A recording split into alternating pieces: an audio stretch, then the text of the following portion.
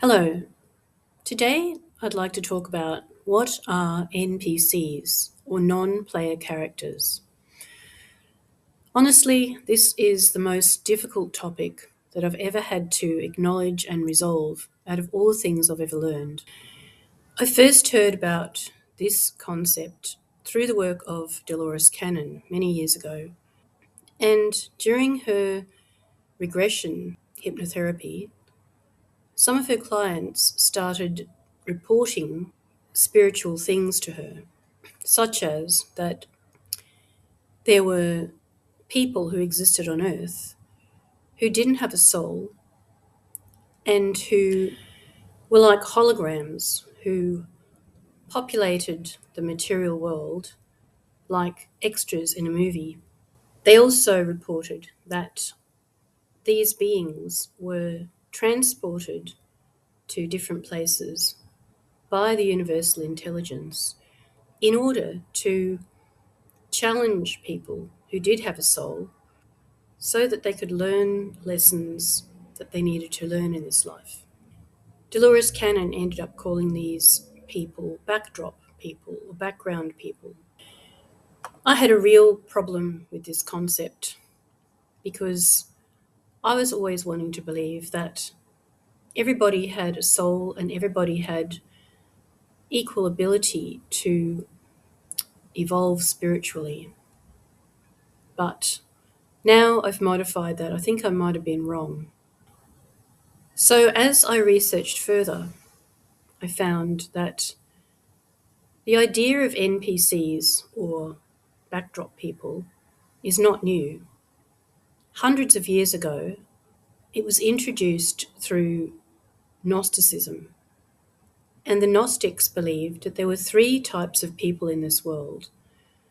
The first highest group they called the Pneumatics, and these people had a soul, which the Gnostics called the God Spark.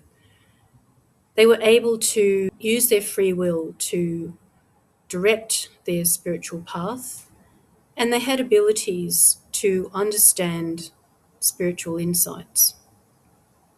The next group were called psychics, and these people also had individual souls, but they didn't have quite as many abilities as the pneumatics.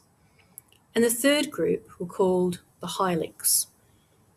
These were people who didn't have a soul or a God spark. They were called base consciousness. So they were operating at the lowest level of consciousness, and they were made of matter only.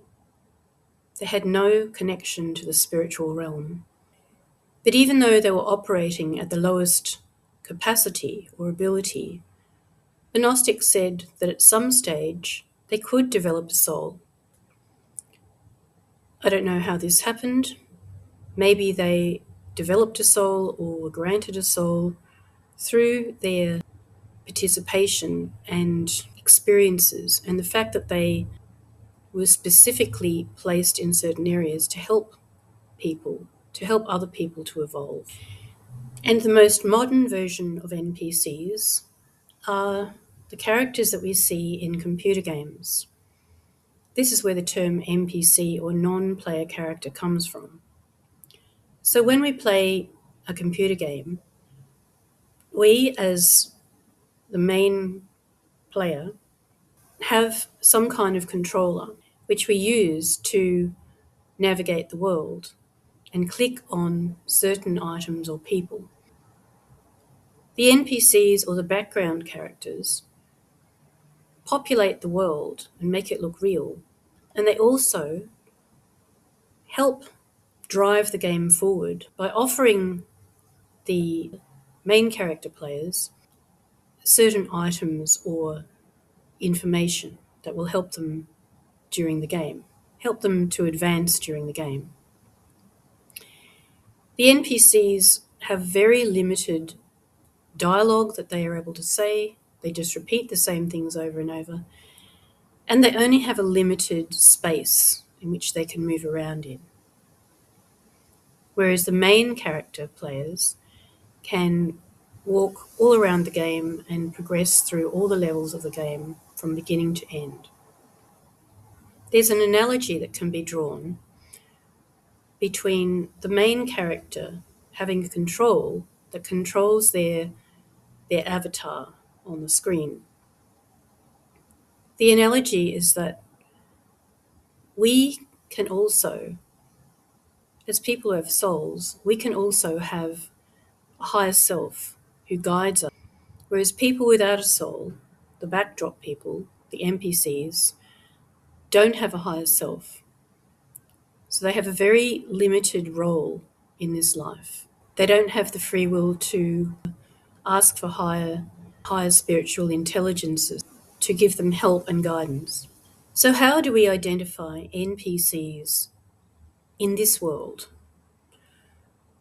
Firstly, they have very rigid materialistic views. They only operate in the material, meaning that they believe that the only things that are real are things that we can see, hear, touch, taste, and smell. That is, experience with our physical senses. They are very repulsed and even disdainful of the idea of developing consciousness and awakening spiritually. They might say things like, I'm an atheist. I only believe in science, and all these spiritual things that you talk about are woo-woo or mumbo-jumbo. And they say these things and have these beliefs because they only have the capacity to operate in the material world.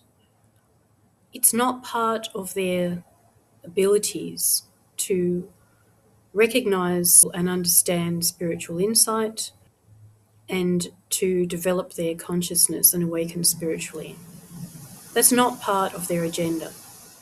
They haven't got that capacity. They're operating on the base consciousness, the material consciousness. Doesn't mean they're not intelligent intellectually, but they will reject spiritual evolution and ascension and awakening. I used to become very frustrated when people said these kind of things to me. But now with my modified opinion, I see that everybody has their own role to play in this life, and I believe that we all start our development at a low base consciousness level. But over time, ultimately, we all are able to develop our consciousness, ascend, and eventually to reunite with the Creator. I might be wrong, but this is what I choose to believe. Also, I think it's important that we don't develop a narcissistic superiority about the levels of consciousness that people are born with. Ultimately, we're all here together and we all are learning and teaching to some extent. Ultimately, I don't think anyone is worth more than anyone else in the long run. I hope this has been interesting for you. Wherever you are in the world, I wish you love and courage on your journey, and I'll see you next time. Take care and bye for now.